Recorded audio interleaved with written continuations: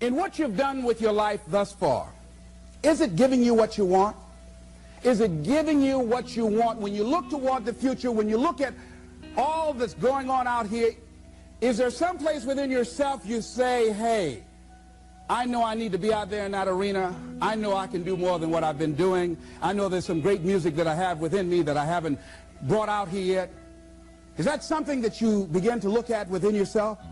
See, I say if you look at your life, and if you're not getting what you want, you owe it to yourself to do something differently.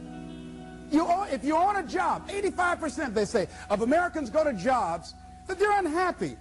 If you're doing something 8 hours a day that you don't like, it's not giving you what you want, it's not giving you a strong feeling of satisfaction and fulfillment, you're miserable, you hate to go there, you're depressed just thinking about it, you're saying, thank God it's Friday. If that's what it is, you owe it to yourself to start strategically working to change directions. See, but you know what most people will do? Most people will resist change. Most people will fight change as if change would be worse than what they're experiencing. See, they know this. They're familiar with this. Most people will not challenge the unknown. They won't just step out there. See, there's certain things that's got to be in place. They got to see it all together. And life isn't like that. That's not how you grow. So as you look at your life, you're saying, I'm not getting what I want. As you begin to look toward the future, begin to know that whatever it takes for you to create that, you've got that in you. You've got that. You've got genius in you. You've got goodness in you. You've got creativeness in you. If you decide to take the initiative to change the current quality of your life, I say to you that you will find that the universe is on your side, that life is on your side. Now, will it be turbulent? Yes. Will it be easy? No, no. Will you have some opposition? Yes. Will I make a lot of mistakes? Yes. Will I get hurt? Yes. Yes. See, a lot of people won't try anything different in life because they don't want to get hurt. Let me tell you something. It's too much pain to duck. Pain is everywhere. You can hide under here. It will come where you are. It's everywhere. Viktor Frankl calls it unavoidable suffering. You can't duck it. But most people spend their life not wanting to deal with the pain of rejection, the pain of defeat, the pain of being disappointed, the pain of losing, the pain of failure, the pain of being criticized, the pain of not being liked, the pain, the pain, the pain. That's called life. Life is full of pain. It's everywhere. But guess what? There's no gain without pain. Because it's the pain of regret that you experience. If I had it to do over again, that's a pain. Don't you know that's something? When you know, I was in a seminar once and this lady stood up. If I had my life to live over again, she talked about all of the things that she would do. And you can feel the pain of regret in her voice. The pain of regret. She still experienced pain. She was trying not to experience the pain of defeat, the pain of disappointment, the pain of loss, the pain of lack of support. And she still experienced pain. It was right there. We can't get around it. Most people are governed by their habits, their fears, and the opinions of others. A lot of people never try anything differently because they have been convinced by people in their lives that they value that they can't do it. They're living within the context of the opinions that other people have of them, the low expectations. Many people doubt themselves because when they thought about doing something at some critical point in their lives, somebody they respected and honored, somebody they believed in, somebody that they loved, someone they trusted said, you can't do that. And they accepted that. As you look at your life, ask yourself the question, what would your life be like What would your life look like if you decided not to care what people thought of you? What would your life be like if you decided to give up some of your fears? What would your life be like if you decided to become courageous? What would your life be like? If you decided to act on your dream, if you did what you felt in your heart. You know what courageous means? Tom Ruskin and Randy Reed said, they said that courage comes from a French word which means of the heart. But how does it feel to you? He says it's courage, you know, it takes courage to live. Says most people go through life not allowing themselves to step out because they don't want to let go. They don't want to be blown around. They don't want to be moved. The courage to face life's whirling wind of contradictions. The courage to love yourself. The courage to love. For years, I was afraid to love. The courage to take a chance. The courage to be who you are. He says, courage isn't for somebody else, for medals, applause, or moral debts. Courage is what at that moment feels most right for you. Not just situational ethics, but what feels right in your heart, the word of the heart, what feels right in your heart. One great philosopher says, cowards die many times before their deaths. The valiant never taste of death but once. What does that mean? The valiant people aren't afraid? No, no, no. It means that they experience that fear and they move forward. They move forward anyhow. Many people are dead now. Many people are allowing their dreams to die. Many people are allowing their ideas to lie dormant and collect dust.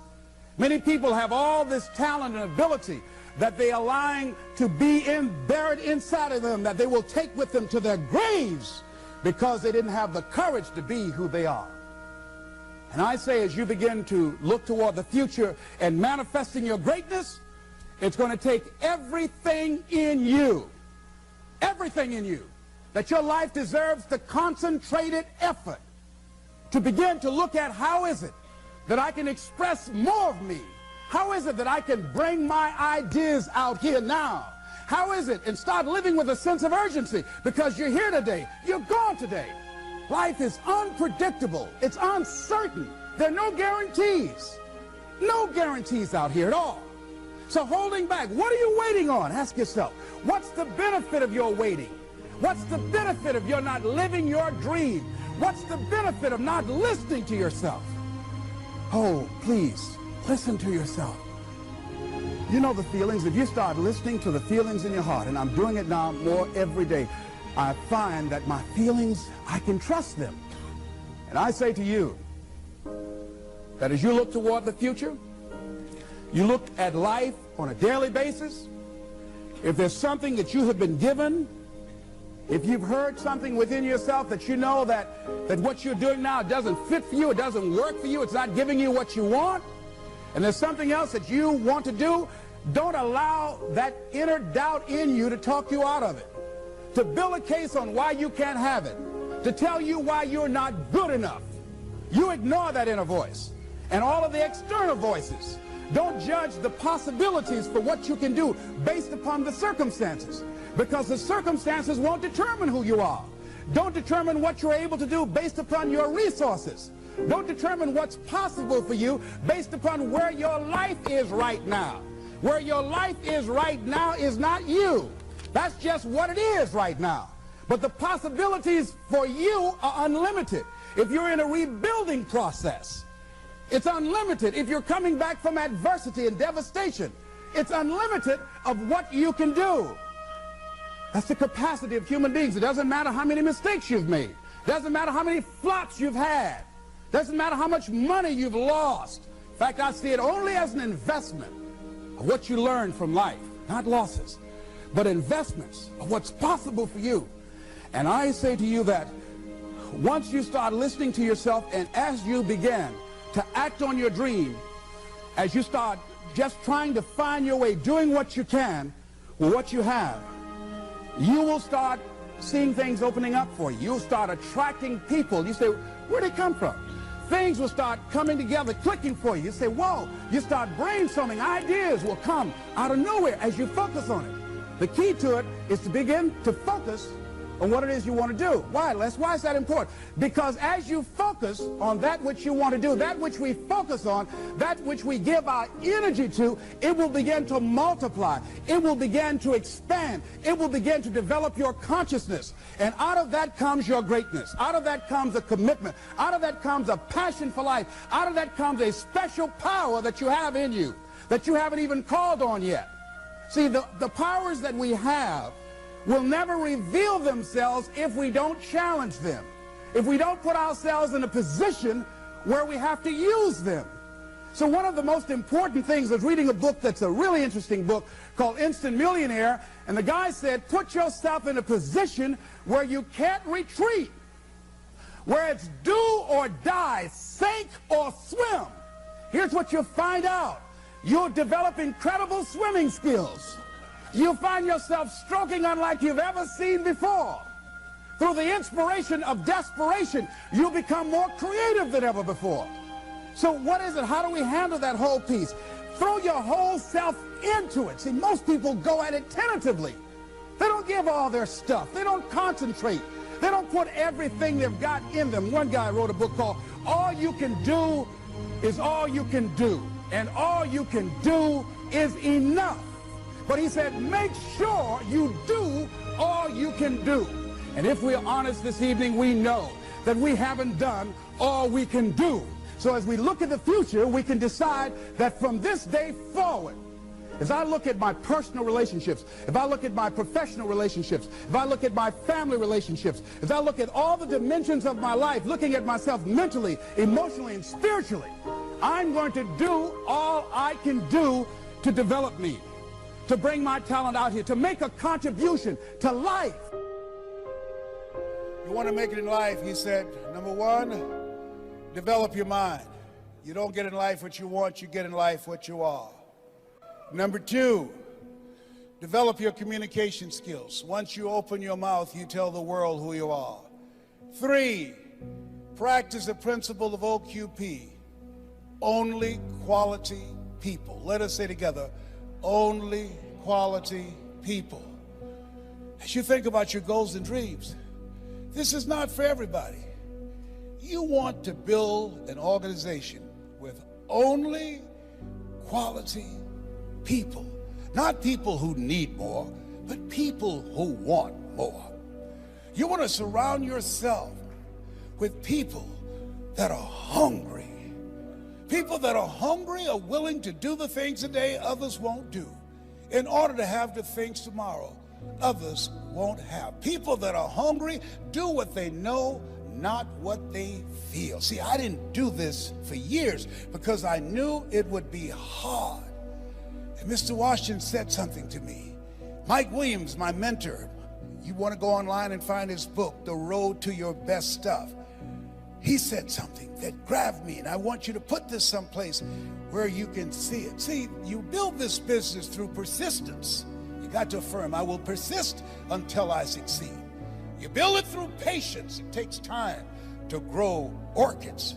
It's faster to grow roses, but orchids, that takes time. You have to have persistence, you have to have patience and perseverance.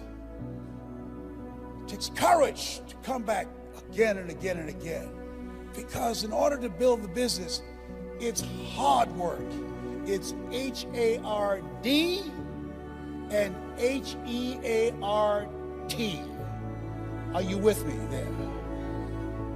Write this down.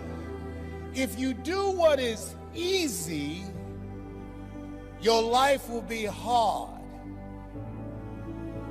But if you do what is hard, your life will be easy.